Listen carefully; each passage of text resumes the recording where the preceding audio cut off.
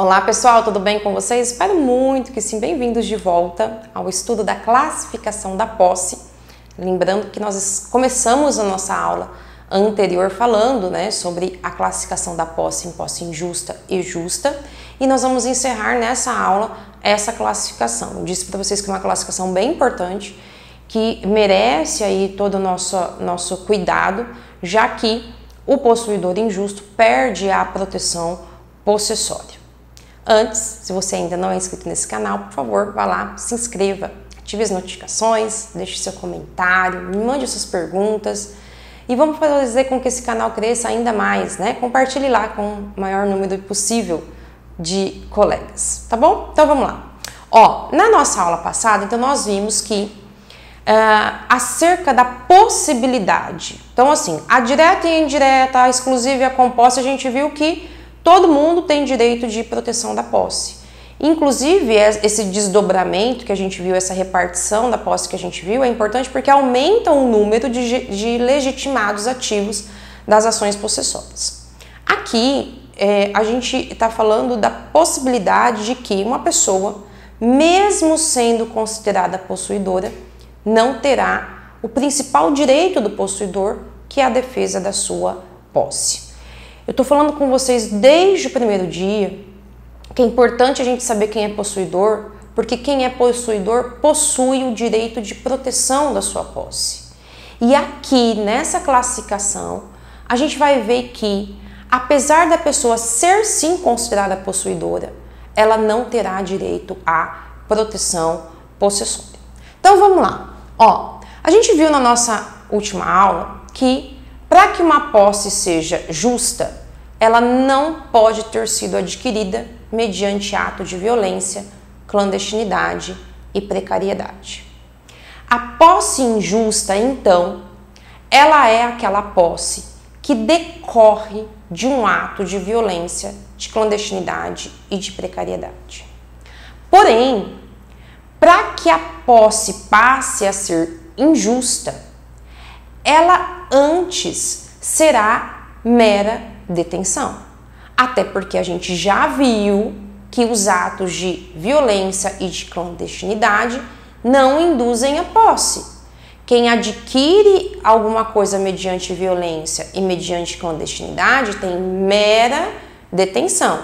Lembra que a gente estudou lá no artigo 1208 do Código Civil. Então, se eu adquirir a coisa mediante violência, mediante clandestinidade, enquanto paira essa violência, essa clandestinidade, eu tenho somente mera detenção. E aí, eu não tenho proteção possessória nenhuma em face de ninguém, porque eu não tenho posse. Agora, há a possibilidade de que essa detenção possa evoluir para uma posse. Posse essa que será classificada ou caracterizada pela injustiça. Vimos também que os critérios nessa classificação são critérios objetivos. Pode ser que o possuidor desconheça a violência, pode ser que o possuidor desconheça a clandestinidade. Porém, se ela existiu no momento da aquisição, a posse será injusta.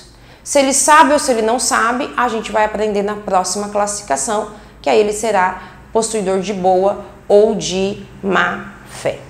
Bom, para que haja a possibilidade de que um ato violento ou clandestino se torne posse, há um instante de transição entre a detenção e essa posse.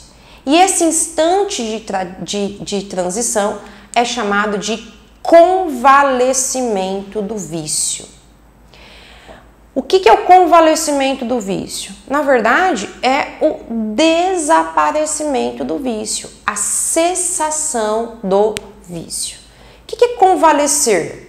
É a pessoa ficar ali parada, descansando, sarando, fazendo com que a enfermidade desapareça, cuidando da sua saúde até que se restabeleça a sua condição normal. Convalescimento do vício é exatamente isso. é o transcorrer de um tempo capaz de fazer com que aquela violência, aquela clandestinidade desapareça. E quando desaparecerem esses vícios, a posse ela surge, mas surge na qualidade de posse injusta. Bom, essa fase da transição, da detenção para a posse injusta, ela só existe nos vícios da clandestinidade e da violência. A gente vai ver que não existe convalescimento de vício na precariedade. Como é que acontece esse convalescimento do vício na violência, na clandestinidade? Na violência, quando alguém vem e se utiliza então de força física, quando alguém vem e se utiliza de intimidação que cause fundado temor ao possuidor, esse possuidor ele tem o direito de reagir para evitar a concretização então desse esbulho ou dessa turbação. A capacidade de reação é uma capacidade que existe ou extrajudicialmente, através do desforço imediato ou legítima defesa, ou judicialmente, através das ações possessórias. Então, quando ou enquanto há a capacidade de reação desse possuidor, eu tenho, nesse caso, a prática da violência, a prática, então, ali do vício, como uma mera detenção.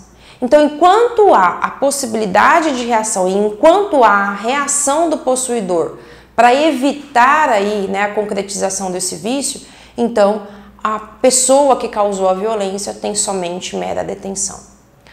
Quando o possuidor para de reagir a essa violência, quando ele então para de procurar a coisa, quando ele para de notificar, quando ele para de reagir, desse instante para frente, então há o que a gente chama de convalescimento do vício, ou seja, o vício desaparece e aí a posse surge e surge, claro, viciada, posse injusta. Na clandestinidade, como é que acontece essa transição aqui? Na clandestinidade, a gente sabe que a principal característica da posse é a sua publicidade. E a gente sabe, então, que a gente tem condição de saber quem é possuidor e quem não é através da sua conduta.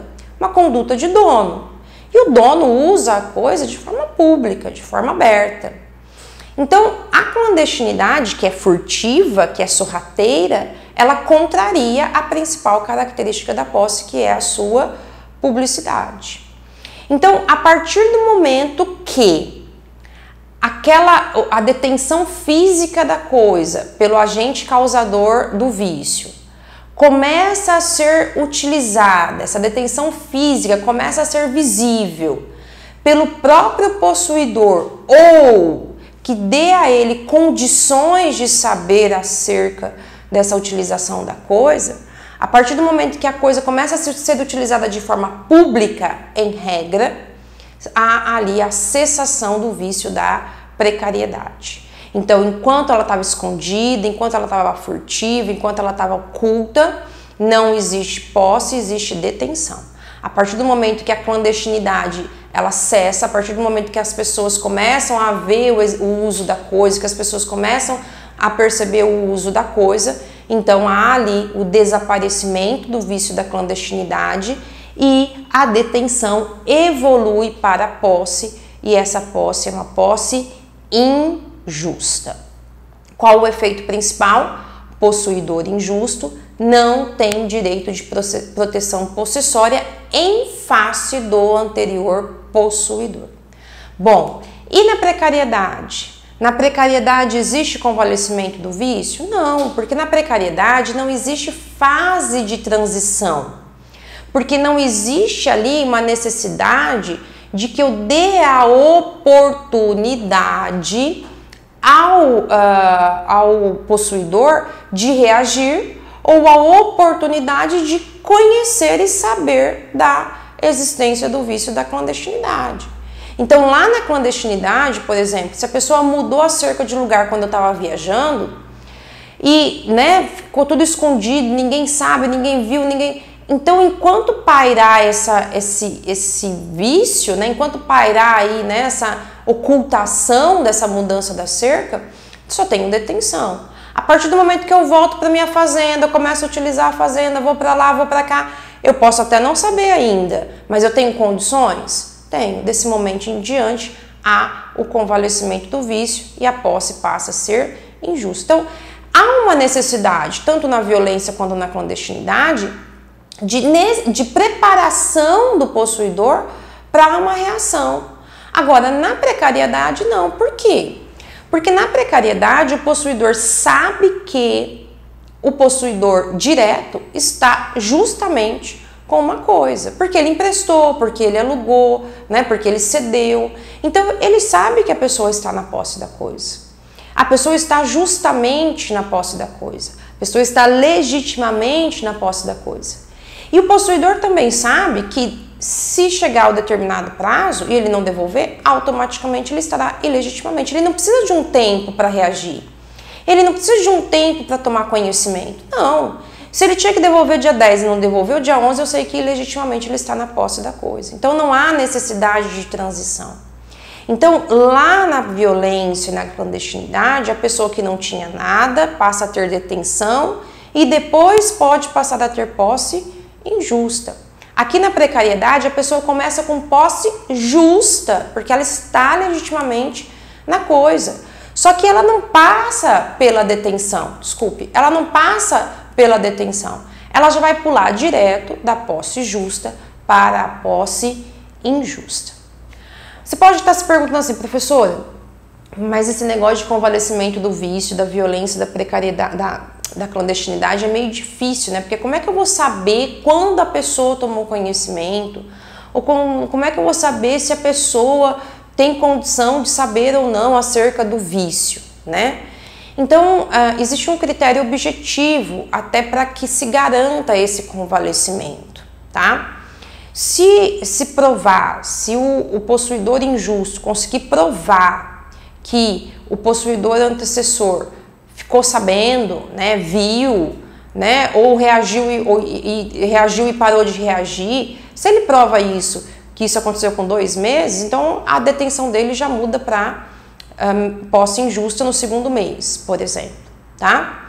Agora, se eu não tenho condição de provar, né, que a pessoa tomou conhecimento, que a pessoa parou de reagir, se eu não consigo provar isso, o critério objetivo seria um prazo, que é o prazo de ano e dia.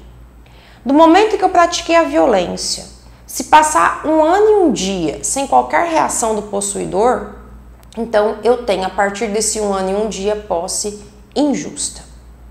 Se a pessoa ela foi lá e mudou a cerca de lugar furtivamente e eu, né, não fiz nada dentro de 1 ano e dia, não entrei com nenhuma ação possessória para defesa dessa posse dentro de 1 ano e dia, então aquela pessoa passa a ter posse injusta. Então o critério objetivo seria o prazo de ano em dia para convalescimento do vício, que pode acontecer antes, desde que eu consiga provar que a violência cessou, desde que eu consiga provar que a clandestinidade cessou.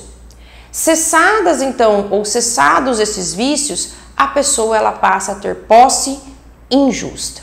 E o artigo 1203 ele vai dizer o seguinte: uma vez que a posse ela atribua ou ela passe a ter uma característica de injustiça, assim ela permanecerá até o fim. Então, uma posse injusta será injusta para sempre, enquanto ela existir. Então, uma vez que eu adquiri a posse mediante violência, clandestinidade e precariedade, mesmo que haja convalescimento do vício, passado ano e dia, eu passo a ter posse, mas em relação ao antigo possuidor, a minha posse será injusta sempre.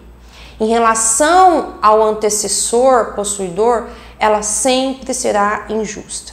E aí é que a gente precisa entender algo muito importante acerca da posse injusta.